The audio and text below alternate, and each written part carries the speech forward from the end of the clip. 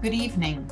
I'm Allison Williams, representing the League of Women Voters of Bellingham and Whatcom County. Our co-hosts this evening are the Associated Students of Whatcom Community College, and joining me tonight to assist with questions is Caitlin Upson, Executive Vice President of the Associated Students of Whatcom Community College. The ASWCC is the student body of Whatcom Community College, and the executive board's purpose is to advocate for student voices and community, striving to create long-lasting support networks that will help current and future students. Founded in 1920, the League is a nonpartisan organization with more than 700 affiliates in all 50 states. Our goals are to encourage informed and active participation in government, increase an understanding of major public policy issues, and influence public policy through education and advocacy. The League never endorses candidates or political parties. Membership is open to all peoples age 16 and older, and we invite you to join. Tonight's forum is being broadcast on BTV and the City of Bellingham YouTube channel. Recordings of this program will be available on the League of Women Voters of Bellingham Whatcom County website, lwvbellinghamwhatcom.org, and at the City of Bellingham YouTube channel. The forum will be rebroadcast on BTV and 102.3 KMRE Community Radio up through Election Day, November 8th.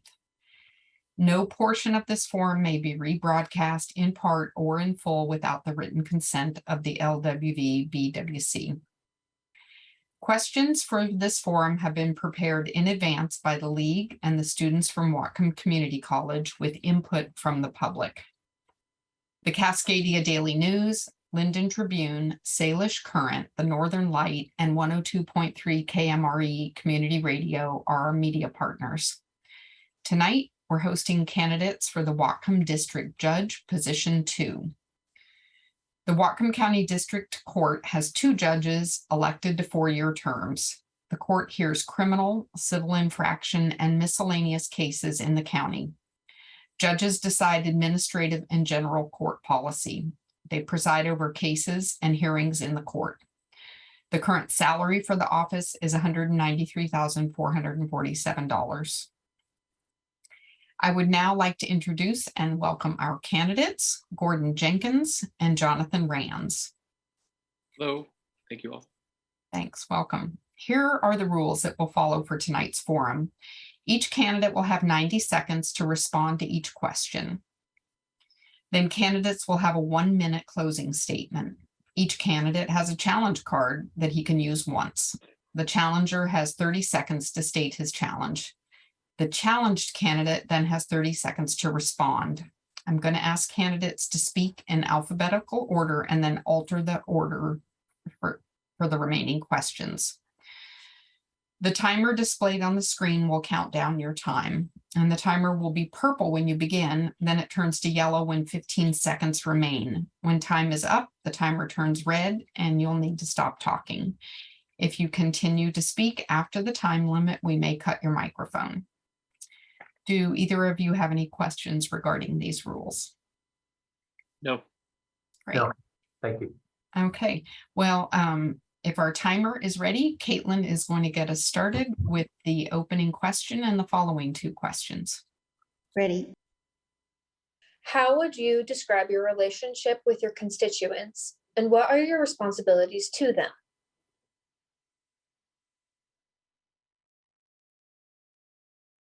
Which candidate? It would be me. I was just waiting for the timer to begin. I'm sorry.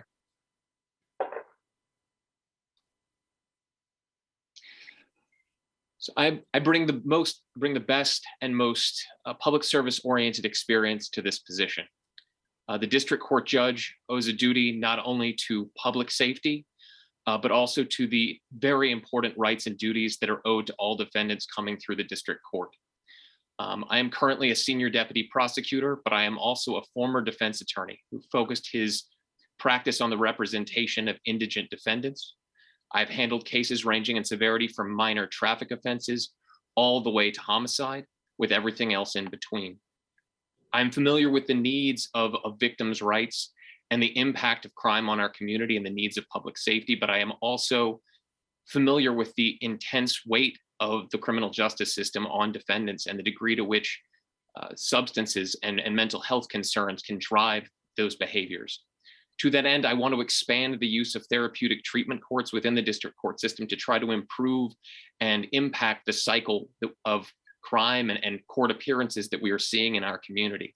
I want to improve the speed of the court process to benefit both defendants and victims, to make cases reach resolution in a reasonable time.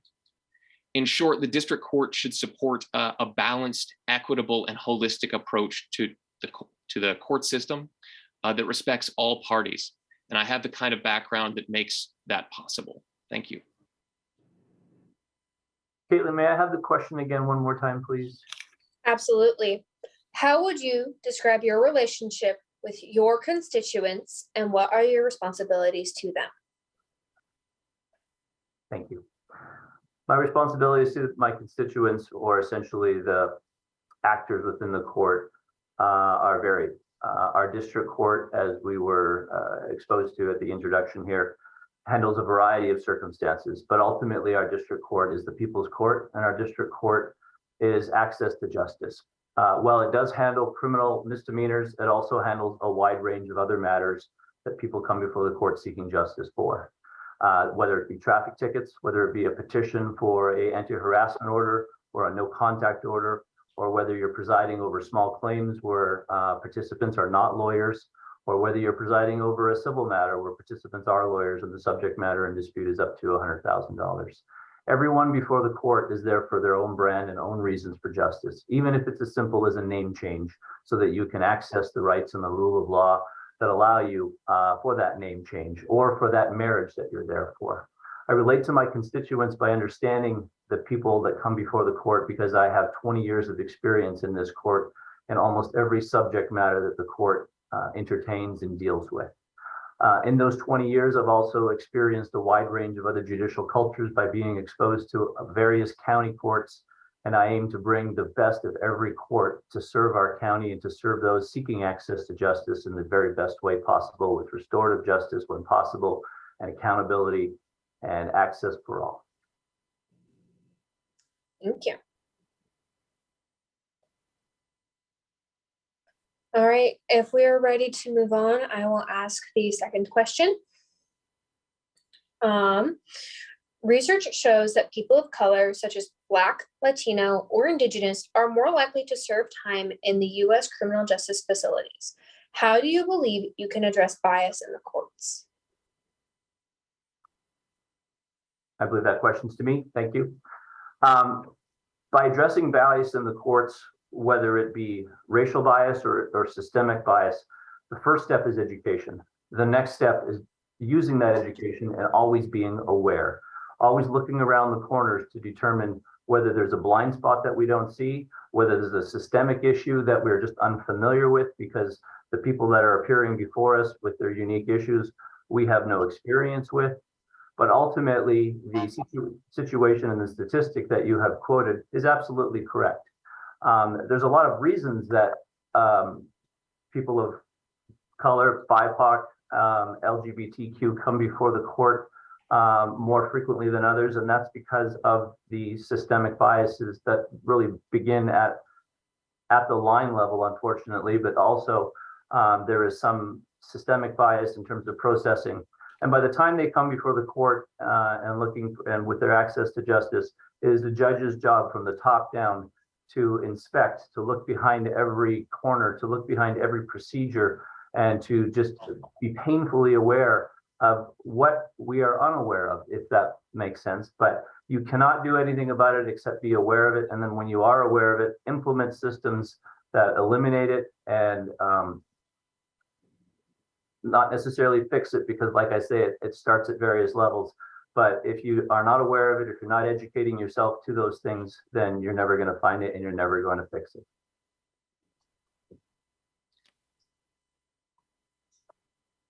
All right, thank you.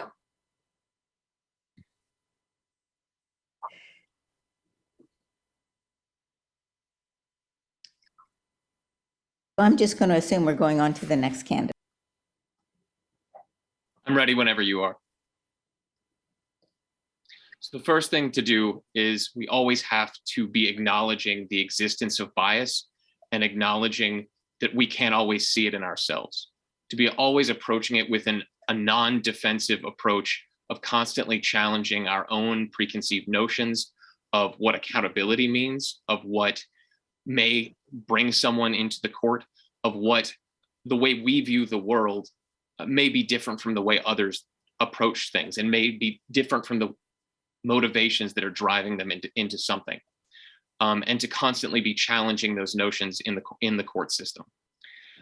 We always have to be remaining cognizant of the different lived experiences of those who are in front of us, and be open to a different worldview, be open to trying to assist people in a non-judgmental way and in a helpful and restorative way to address the issues before the court.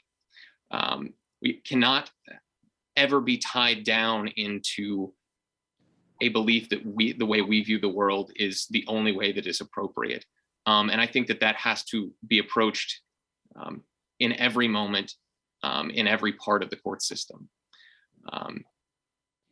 There's no way to know when we are affecting bias in ourselves other than to continually be aware and to try and add new systems and be flexible to continue to expand the ability of the court to address these problems.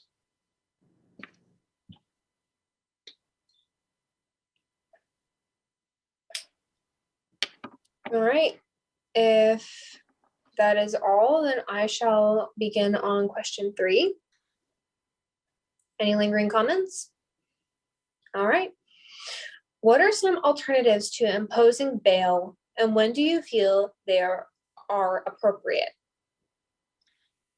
So we should always be looking first and foremost to be looking for alternatives to bail. So those should always be the first and most appropriate things we are looking to do, because the court rules specifically require the least restrictive means for release in cases. Things that we can look at alternative to bail are simply requiring people to more frequently check in with their attorney, or mandate more frequent phone calls or in-person check-ins, have family members who are willing to take some responsibility, monitor and come with people to court to make sure that they're staying up on their court dates. More extreme measures can include ankle monitors and things of that nature to try and keep people in contact with the court system.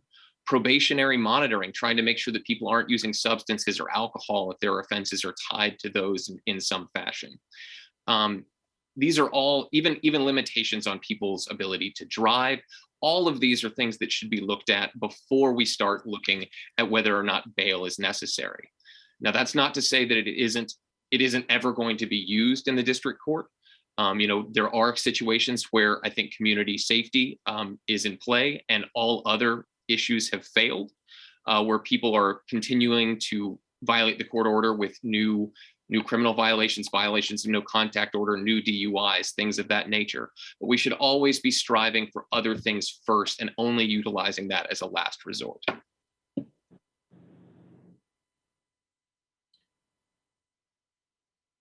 All right, thank you. Thank you.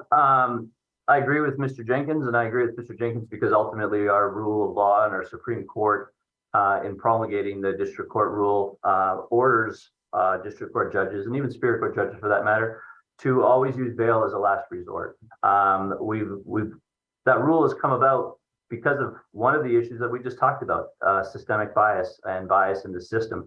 And so at the district court level, since the most serious crimes we deal with are misdemeanors, we always first and foremost are looking to impose conditions of release which are designed to get a person back to court first and foremost, with bail as a last resort. The district court judge is really only limited by the creativity of the judge, but also by being aware of bias that might creep into that. For instance, the role of the judge is to set conditions that ensure first and foremost appearance. And so bail is never the first issue. The first issue is pretty typical conditions are to maintain contact with your lawyer. If you have a history of substance abuse or things of that nature, But more importantly, alcohol abuse, you can be subject to wearing an ankle monitor that is monitors your galvanic skin response, and that does not necessarily mean trips to a probation department that you may not be able to access due to not being able to drive or being too far remote. Thank you. Candidate Rands will stay with you for this next question.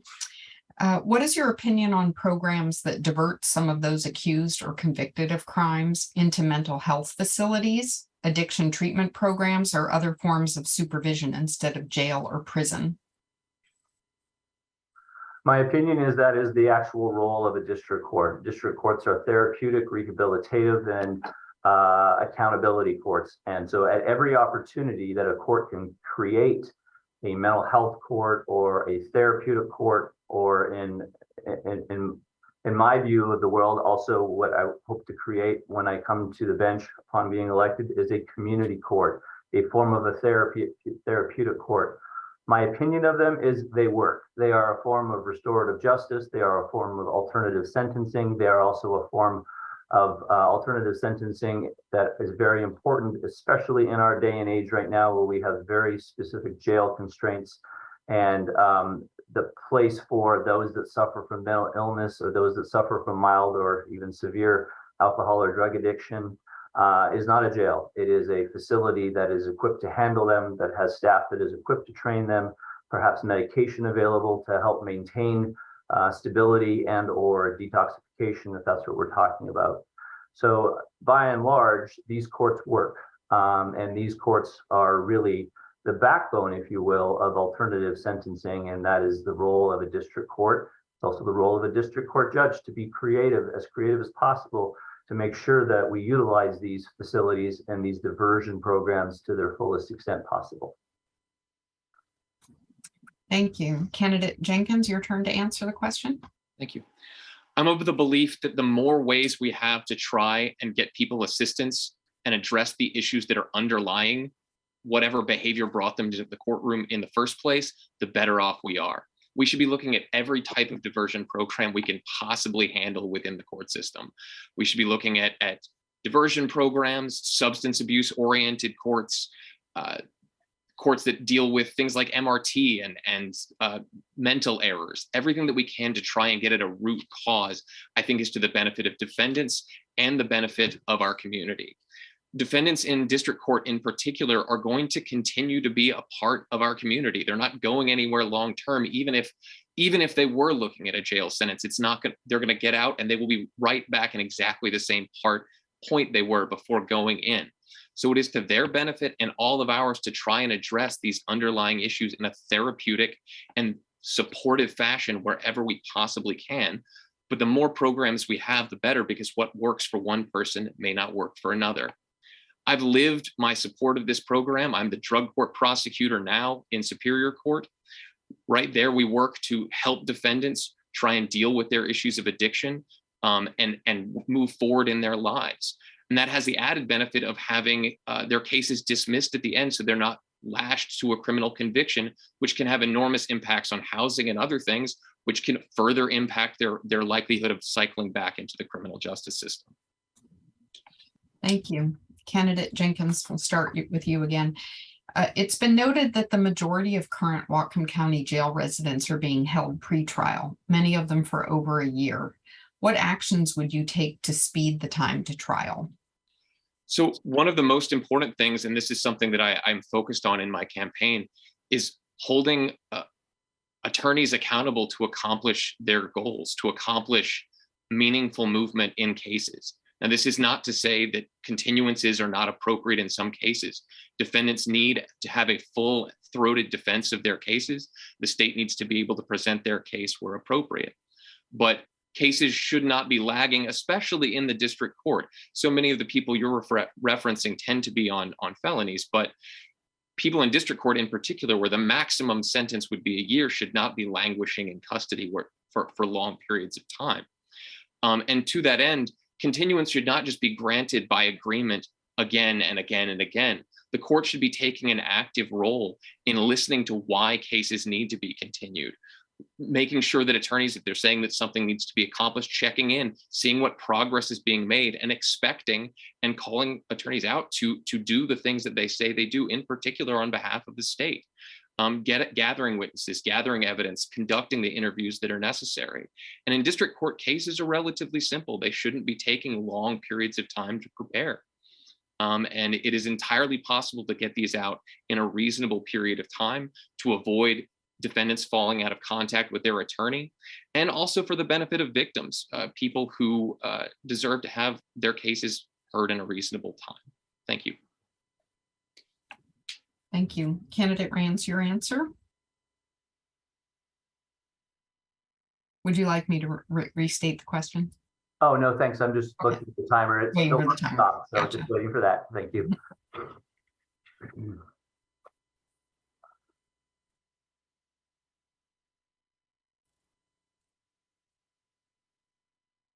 Thank you. It is a district court judge, it's every judge's job actually, to ensure that a defendant's rights are respected and followed. And the right to a speedy trial when you're held in custody, that is 60 days from the date of arraignment or first appearance. Those are two separate things. However, from the date that you first appear, you have a right when you're in custody to 60 days. When you're out of custody, it's a 90-day period. The only reason to go beyond the speedy trial right of 60 or 90 days is for a finding of good cause. And what I'm experiencing or seeing daily right now, and I would agree with Mr. Jenkins, that ultimately we are seeing cases taking longer than that, much longer than that, for a variety of reasons. But before a case is continued, it is a district court's job to make sure that there is good reason, or what we call good cause, to continue the case. And by and large, that good cause, I've seen a reduction in it, or I've seen reasons that don't necessarily amount to it. And what that affects is the person's ability to get to trial before a timely manner. And so we really have to pay attention to the good cause, whether it is good cause, and ultimately not just move things along for the sake of agreement, because while the attorneys might agree on it, the defendant almost never agrees on it, especially if they're being held in custody. They want their day in court, and ultimately it is a district court job to make sure that that happens and happens in a timely manner.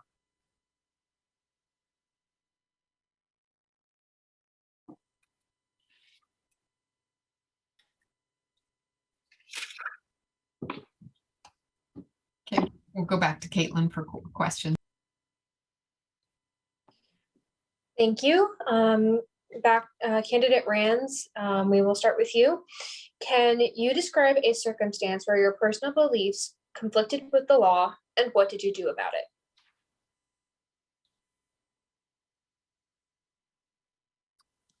I describe a moment where my personal beliefs conflicted with the law, and what did I do about it?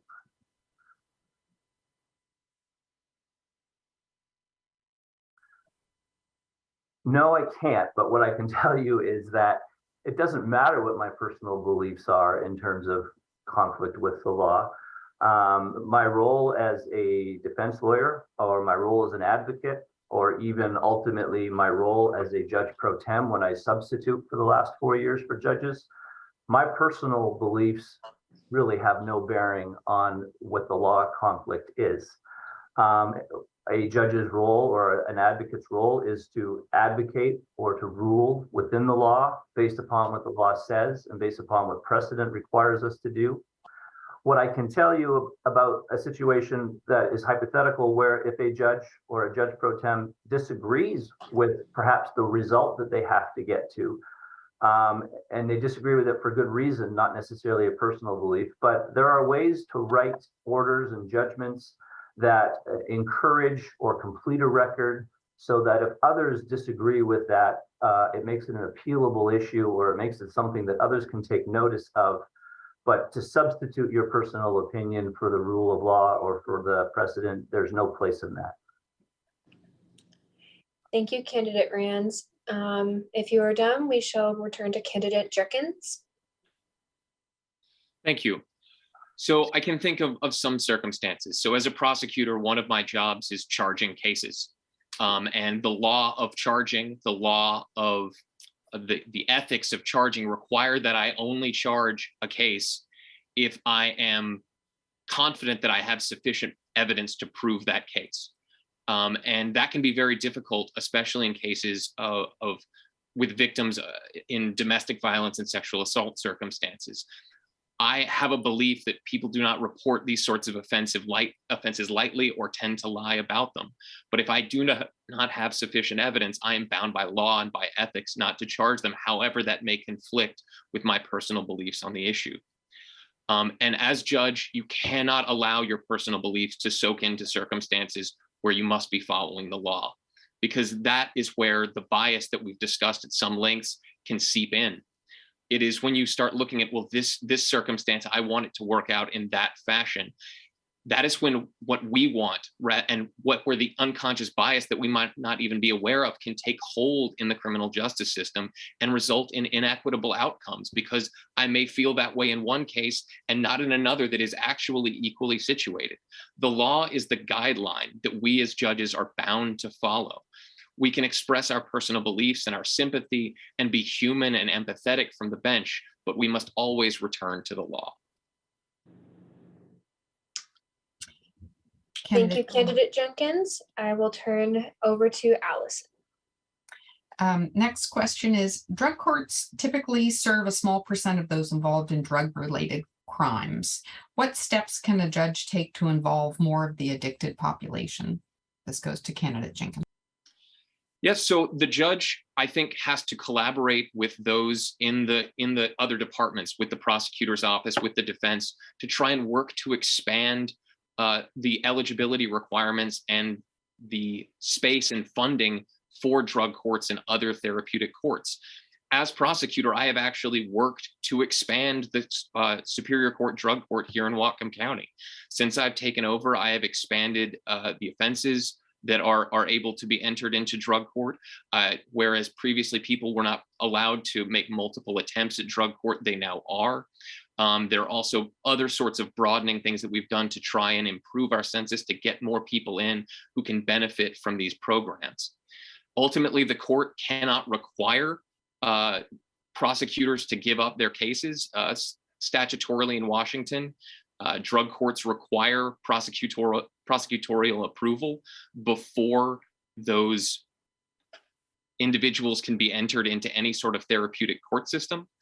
But I think the court can build confidence in those by running an effective court, by having good results and being focused on what the current understanding of drug courts are and producing good results. Because once that happens, it will incentivize the prosecutor and other parties to bring more people in, to be invested and believe in the system, to add more people into the program.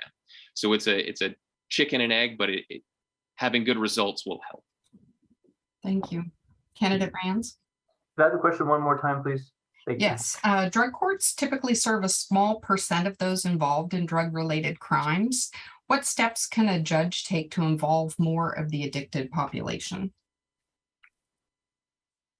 Thank you for the repeat. A judge ultimately is in charge of the calendars and the types of courts that are created. So again, it's one of these scenarios where it starts from the top down, and the role of a judge ultimately is going to be creativity. I think creativity and how we can expand and include more people. But that creativity also requires cooperation. And ultimately what these types of courts are built upon and designed for is to divert people out. And when you do that, you also have to assess who are good candidates for that. And that takes some collaboration. It takes collaboration, I think, from the prosecutor's office. It takes collaboration from the probation officers or the mental health, or in this case, the drug therapists or the drug experts, if you will, or drug and alcohol experts. And leaning on them and leaning on those resources and figuring out a way of how things could be more expansive, but also making sure that we maintain the focus and people that are inappropriate candidates are screened out from that position. So I don't have any different opinion, if you will, as to my opponent, but what I can say is it's a position that would require and requires, I think, increased cooperation and encouraging both parties to cooperate to get to the root of the issue and also to ensure that we have restorative justice and accountability. Thank you. We have to move on to our last question of the evening before our closing statement. So candidate Rands, our last question is, how do you distinguish yourself from your opponent? Thank you. I distinguish myself from my opponent in a variety of different ways. First of all, I have 20 years in our district court, almost exclusively, not only in our district court, but other courts of surrounding counties, Whatcom, Skagit Island, San Juan County. In that 20 years, I have worked with the poorest population the court sees. I've also worked with those that are more affluent. There isn't really a participant in the court and their life or their lifestyle or their means that I have not worked with. I think I have a very good understanding of the general population that comes before that court. I have 4 years and growing of experience sitting as a judge pro tem, also known as a substitute judge at this level of court. So I have been doing the job for the last 4 years, if you will.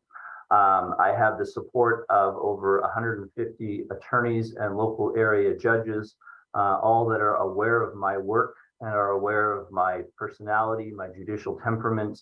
But at the end of the day, I distinguish myself from my opponent based on experience. There isn't any subject matter in this court that I also haven't participated in. We tend to focus on criminal world, but ultimately in all subject matters of the court, I have experience and extensive experience in it. Thank you. Candidate Jenkins? Thank you. So I also separate myself based on experience. I have, as a senior deputy prosecutor and a former public defense oriented attorney, I have handled court cases from both sides. I have dealt and understand the needs of victims. I have talked to victims and understand the issues that they go through. But I have also seen and experienced the issues and the weight of the criminal justice system on defendants and understand their needs and the importance of their rights and would respect all of those. I also have subject matter experience in a way that I don't believe that my opponent does. I've handled cases, as I said, ranging from minor traffic offenses to homicide. And I've also worked almost exclusively in a public-oriented type way. When I was a defense attorney, most of my clients were public defense, and all of my defendants are obviously, I work for the state now. So I'm familiar with the issues that comes from indigency on a regular basis. I'm familiar with issues of domestic violence, having worked extensively in those matters, and understand some of the counterintuitive things that can occur in domestic violence cases. The issues of safety that occur when victims go through the domestic violence cycle that bring them back to the court. Basically, I have a more broad-ranging and encompassing understanding of all of the issues that would be becoming before the district court. I'm also the only candidate endorsed by current sitting members of the Whatcom County Superior Court. Thank you.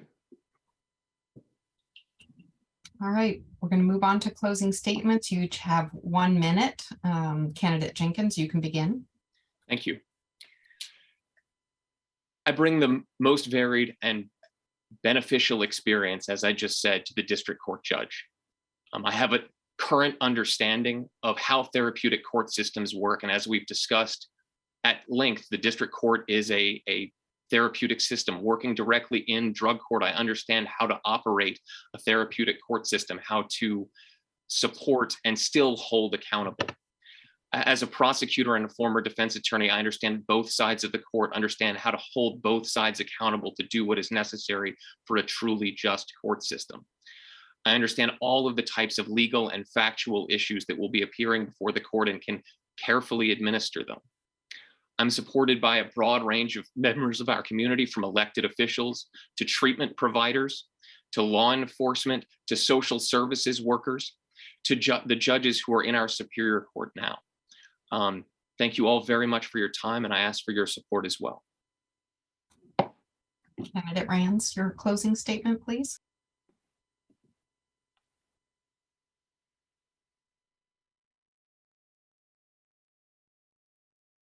Thank you. My experience in the district court far surpasses that of my opponent. I've been practicing law in our district court for 20 years, and in the last 4 years gained experience on the bench as a substitute judge, a judge pro tem. I'm supported by over 150 area judges and lawyers who have all endorsed me and know my work and know the quality of my work. I know this court. I also know how to make it better for all of us. I have a well thought out plan to develop a community court and a resource center that will serve everyone. I'm a longstanding member of our Whatcom County community. I'm well aware of our concerns of crime, mental health, addiction, and I know these issues have to be dealt with, but they must be dealt with fairly, intelligently, and without bias or blind spots. This is why Labor and Lummi Business Council support me. As a nonpartisan judicial candidate, it is essential to have a bipartisan support. Anything else permits a weaponized judiciary to take hold. I'm proud of the fact I'm the only candidate endorsed by both the 42nd District Democrats and the Whatcom County Republicans. I intend to be a judge who is fair for everyone, to everyone, and ensures access to justice for everyone. I am Jonathan Rands. Thank you. Thank you. On behalf of the Associated Students of Whatcom Community College and the League of Women Voters, I thank the candidates for being here today and for their interest in running in public office. Voters can find more information about the candidates online at vote411.org and in your voter pamphlet. Ballots will be mailed October 19th this year. Your ballot must be postmarked or in a ballot drop box before 8 p.m. on November 8th. Please remember to sign the ballot envelope, and if mailing by postal service, we recommend that you mail early. Thank you very much for coming this evening.